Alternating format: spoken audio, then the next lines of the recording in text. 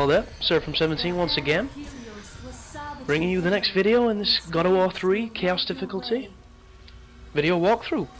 Lo and behold, we've just defeated Helios and stolen his head, and we're going to be approaching the path of Eos, or Eos, depending on how you pronounce it. And what happens with this lovely head basically is, when you hold it, it shines its light out in front of you. And if you see any areas of the levels that are all sparkly and full of glitter and shimmering lights, that means if you shine the head of Helios, it will reward you with something or show you the way, basically. So the first one was over on the right, as you just saw, and it was a chest. And over here, when we come through here, we're going to be using it to actually progress through the level, because this is a darkened corridor, and we need to use the head to light the way. And if you're going to be fighting, which you will be in this section, if you want to send out a ton of illumination, you just do the move that the screen just prompted then, when you hold triangle, and I think it's L2. But one of the cool things about the Blades of Exile, as they're called in this game, which keeps fucking me up, because I want to say the old ones, Blades of Chaos, but they're on fire. They're almost... as you can see, they're infused with that glowing orange and amber light. So when you do attack with those, it will light up that corridor anyway. But yeah, this is the path of Eos. And we're approaching the chain, which, I don't know if you remember back, but in a few chapters, a few parts before this, we was with the 3 judges, and this is the chain that all 3 of the judges were manipulating, which were those big statues. And we'll be seeing those boys again, don't you worry about that. But you come round here, you can examine those who see the gods shall seek to find the path. And I didn't read it fast enough, so I'm going to end it there. But use the save point. That's telling you now that you can switch between the head of Helios and the bow of Apollo, which is something that I forget frequently through this game. But continue onwards through the dark tunnels. Smash the pots, defend yourself if you see any dudes, and open the chests, depending on how well you're doing. Sounds simple. It is, really. Nothing challenging on this section. No idea why I did that. That could literally be one of those times where I accidentally pressed the faggy triggers of the PS3 pad by accident because they're super long. And I do it all the time. Like, there's been times where I've put my pad down to go to the toilet or something, and as it's touched my bed, it's used magic power or something along those lines. Which is kind of gay. I think the worst example I've got of that was on Resistance 1, because I think the right trigger did the secondary function, and I was using the carbine. And the secondary function on that weapon is a grenade launcher, and I think I was like facing a wall, so when I put it down and got to the toilet, I ended up killing myself. Which is bullshit.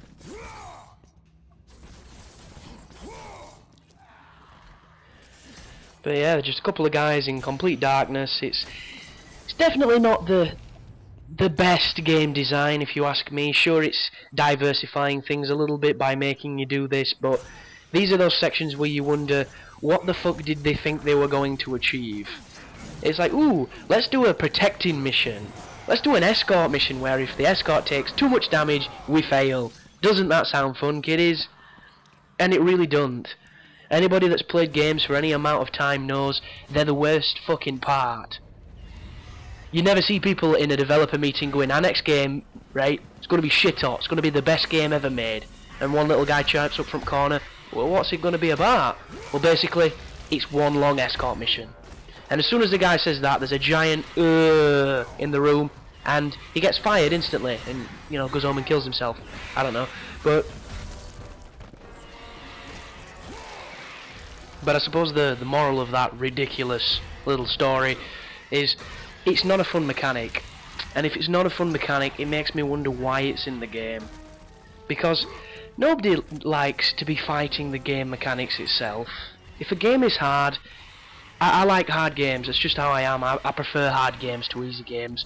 But I don't like hard games because I'm fighting the camera, or I'm fighting something that they put in there which is bullshit. And right now I'm getting dicked. Probably the best word for it. And the reason for that is because this bit's been designed by a retard, and it's another one of the chain sections where you're climbing across and they come from both sides, and it's just as easy on that moment to get swarmed from both angles and die before you know where you are. And that's not cool, it's just gay. Excuse me. But that's my opinion on it. Escort missions, all that kind of shit. Stuff that doesn't make the game difficult for the sake of the gameplay, but makes it difficult because it's just there to piss you off. I mean, a good example of anything like that, if you play a lot of games, is in the Call of Duty series when you play on Veteran and there's a driving section. And that driving section on normal difficulty is epic, it's fun, you got your adrenaline going, it seems like you're part of a Michael Bay movie. But as soon as you put it on Veteran, and you die before you've even been able to control your character because 5 of them looked at you funny and you instantly died, is not cool. It's unbalanced and it's bullshit. And you'll probably die 50 or 60 times just to get to the next checkpoint because there's no skill involved, it's just 100% luck. And I hate that. I really hate it. I think that's why I have such an affinity with the action games, because if you can get good enough at them, you can own the game basically. You can predict everything that's about to happen. So now that that section is over with all the dark bullshit, I hope you didn't struggle too much. It's not really hard, it's just annoying. And we're reunited once again with Pandora, or the lady in the blue flame, as she looks like. And that's the chain, getting a little bit closer to the chain. And chains on this game are generally not a good thing. This one is not so much a problem, but when you get on top of the labyrinth later on, oh god, I mean, I feel sorry for you if you don't know what's coming, because it isn't fun. But it's another example of a game feature that is difficult just to be difficult. And which one that is it's, funnily enough, a protecting mission. Only this time it's not a gobby NPC. It's the chain itself as you're being carried across a on-rail section. And enemies will spawn, and you have to defeat them before they destroy the chain. And it's just why? Seriously? I mean, those moments are pretty tense, and I understand why they're in there, you know, dramatically. Because it does feel like it's hectic. It does feel like it's you or them. It's one of those fights to the death. But throw it on chaos mode, and it's just a recipe for disaster.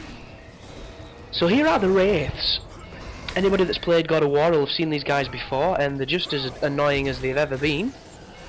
But luckily enough, they're not armoured, so you can grab them. And you'll see me here. What I'm doing is I'm grabbing him, or I'm actually doing the ram grab. And then when he's in the air, I'm jumping up after him and I'm air grabbing him. You don't have to do that, there is a quicker way of grabbing them. You can just press circle when they're in the air, and Kratos will throw his claws up and slam them in the ground with them. But the reason why I'm not doing that is because I've been caught when coming out of that moves animation by these guys, and they hurt a lot. As you can just see, if he hits you with the scythes that he throws out, or the sickles, or whatever they are, it'll take 3/4 of your life off, because it hits you about 3 or 4 times. And if you ever see these guys in the ground like that, they're going to come up out of the floor for you. And you can block it if you're not confident, but if you think you've got enough time, just press them, hold L1 and press circle, and you'll pull them out of the ground like I just did then. And if it's just you and them, and you can keep them on camera, or you can keep one isolated, then not a problem at all. But they can be one of those enemies where if you get into a bad situation, you're going to die. Because they do a lot of damage, they're capable of hitting you from a pretty wide range. And they're just wankers, to be truthful. I'm not a fan. But they've been in every God of War, so what can you do? And this section here, there's going to be the boundaries come up showing you can't get out, and what happens is you have to fight this Wraith. And the joy of the Wraith is while you're attacking him with the throws, you're immortal, you're invulnerable, and the archers can't hit you, but in between the throws, the archers will hit you, and that's what makes this slightly challenging. The biggest threat here though, believe it or not, is if the archers hit those pots that explode, or if you make the pots explode by accident. Because once again, the lock-on in this game is as frustrating as it is broken. So be really careful for that. And I generally focus on the Wraiths because I know I can spam the invulnerability frames so that the archers don't hurt me. And as soon as I've killed these guys, I can just look over there and blow up the pots and hurt them with the pots, and then kill the archers with my bow. And that's exactly what I'm going to do. And this is probably... look at that, cheeky bastard hit me then. They don't do a lot of damage, so you don't have to worry too much. But they stun you when they hit you, and that couple of seconds of stun where you can't move is easily enough time for these wraiths to throw the cycles at you and end your playthrough. So just play it as cautiously as you can. Keep chipping away, and then as soon as these assholes are dead, you can focus on the archers. And the archers are dead weak. The pots will generally kill both archers. If you're a little unlucky, you'll have to shoot them with your bow, but they don't take much. And once that's done, the force field should come down, enabling us to get the chests and carry on towards the chain. And there's an abundance of chests, and I don't think you ever come back here again, so make sure you use them. But we're coming to the end of this video, so keep following it, it will help you. Keep sticking with the game, even if you're finding it frustrating and cheap. You will eventually get better at it, and it's such a fun game, and it's very rewarding when you beat it on this difficulty. So thanks for your time, and you take care.